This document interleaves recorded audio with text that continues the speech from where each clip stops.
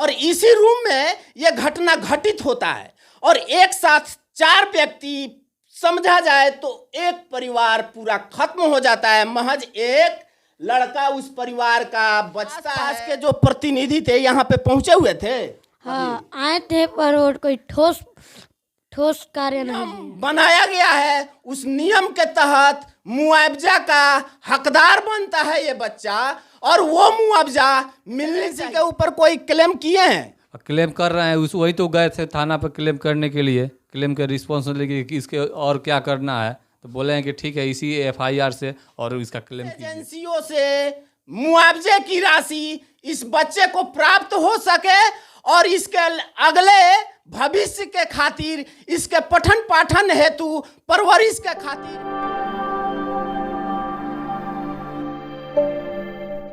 नमस्कार, मैं दिलीप कुमार और आप देख रहे हैं मीडिया बिहार। अभी हम गोपालगंज जिले के जादोपुर थाना के जादोपुर ग्राम में मौजूद हैं। इसी 32 यानी कि सितंबर 32 में ये एक सिलेंडर एक्सपायर होने वाला है और एक्सपायर होने से पहले ये ब्लास्ट हो जाता है। और नियम है कि ब्लास्ट होने के कारण अगर कोई गैस सिलेंडर से खतरा होता है तो वहाँ पे 50 लाख रुपये का बीमा कवर किया जाता है।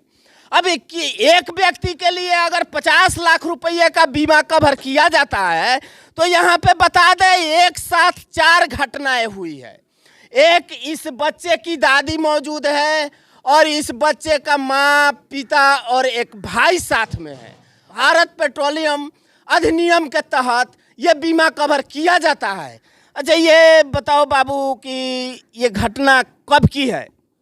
2 तारीख की है, 8:40 की सुबह में। हाँ। अच्छा तो वहाँ पे कैसे हुआ, तुम देखा था तुम उसको? पूरा तो नहीं देखे हम, थोड़ा बहुत देखे।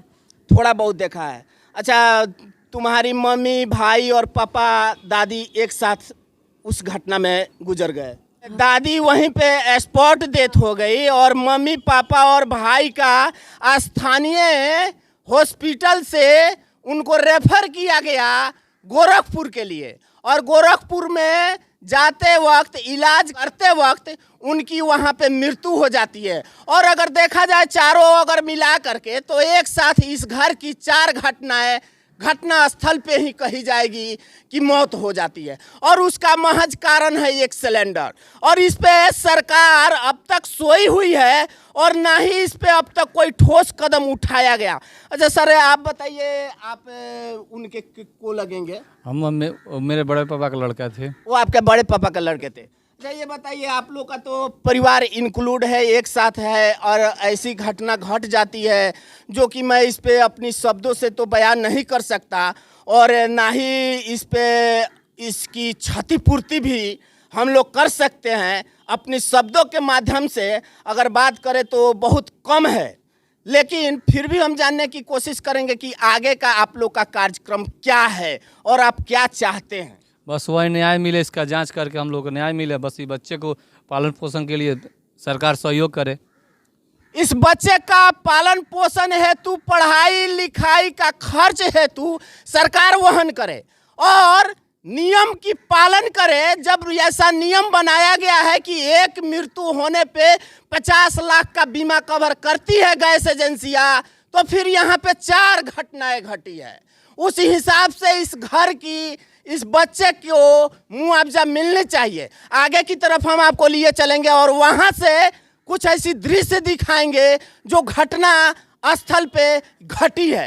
ये वही जगह है जहाँ पे घटना हुआ था। आप देख सकते हैं यही वो मकान है और यही रसोई घर है जिसमें इनकी मम्मी खाना बना रही थी और उस वक्त ये घटना घटित होता है। आपको अंदर की तरफ कुछ तस्वीरें दिखाएंगे जो कि देखने के बाद आपको लगेगा। आप देख सकते हैं यहाँ पे ये सारी तस्वीरें, यही किचन रूम है और इसी रूम में ये घटना घटित होता है और एक साथ 4 व्यक्ति, समझा जाए तो एक परिवार पूरा खत्म हो जाता है। महज एक लड़का उस परिवार का बचता है, जो कि मेरे पास ऐसा शब्द नहीं है कि मैं इस बच्चे को धाराश बधा सकूं और इस बच्चे को वैसी शक्ति भगवान प्रदान करे कि इस दुख भरी घटना को सहन कर सके। अच्छा ये बताओ बाबू, तुम्हारे आसपास के जो प्रतिनिधि थे यहाँ पे पहुंचे हुए थे? हाँ आए थे, पर वो कोई ठोस कार्य नहीं लिए हैं अभी। ठोस कार्य कोई ऐसा निर्णय नहीं लिया गया इस पे। अच्छा अब तुम चाहते क्या हो? हमको अपने देखभाल में रखे सरकार, देख रेख में हमारा पढ़ाई का खर्चा उठाए। ये सत्य भी है और होना भी चाहिए। इस कदर होना चाहिए कि इस बच्चे का अब देख रेख करने वाला ना ही वो माँ रही और ना ही वो पिता रहे। फिर भी अगर कहा जाए तो देखने वाले इनके परिवार के इंक्लूड जो लोग हैं आज भी इस बच्चे को साथ लिए अपने एक परिवार के जैसा लेकर के रखे हुए हैं। मगर इस पे सरकार भी अपनी पहल करे और जो नियम बनाया गया है उस नियम के तहत मुआवजा का हकदार बनता है ये बच्चा, और वो मुआवजा मिलनी चाहिए। अच्छा आपसे हम जानना चाहेंगे कि ये जो घटना घटित हुआ, इस घटना के संदर्भ में आप लोग यहाँ पे मौजूद थे या फिर बाहर थे? हम लोग बाहर थे, बस बाहर थे। अच्छा ये जो घटना घटा उसके बाद आप लोग यहाँ पहुँचे? रात को नाइट में पहुँचे हैं, रात को 12 बजे पहुँचे हैं। सब लोग गोरखपुर रेफर हो गए थे। बड़ी मम्मी एक्सपोर्ट पे ही ख़त्म, डेट कर गई थी। अच्छा तो थाना यहाँ पे पहुँचा हुआ था? थाना पहुँचा हुआ था। उस थाना का कार्य क्या रहा? अब थाना तो अभी भी अब थाने से ही आ रहे हैं। अभी थाने पे गए थे, थाना से आ रहे हैं। थाना बड़ा वो सब FIR किए हैं। अब BDO साहब कल घेराव हम लोग भी किए थे जादवपुर। गैस एजेंसी के ऊपर कोई क्लेम किए हैं?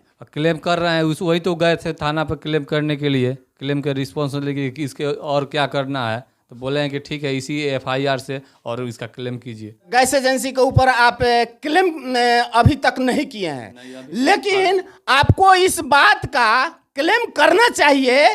गैस एजेंसियों के ऊपर कौन सा कंपनी का आप? इंडियन गैस का क्लेम करने का बात है तो ये बताइए, हम लोग 2 तारीख को घटना हुआ है। 2 तारीख को मम्मी एक्सपोर्ट पे डेट कर गई, वहाँ पे उनका अंतिम संस्कार करके फिर उसी टाइम तुरंत हम लोग निकल गए गोरखपुर।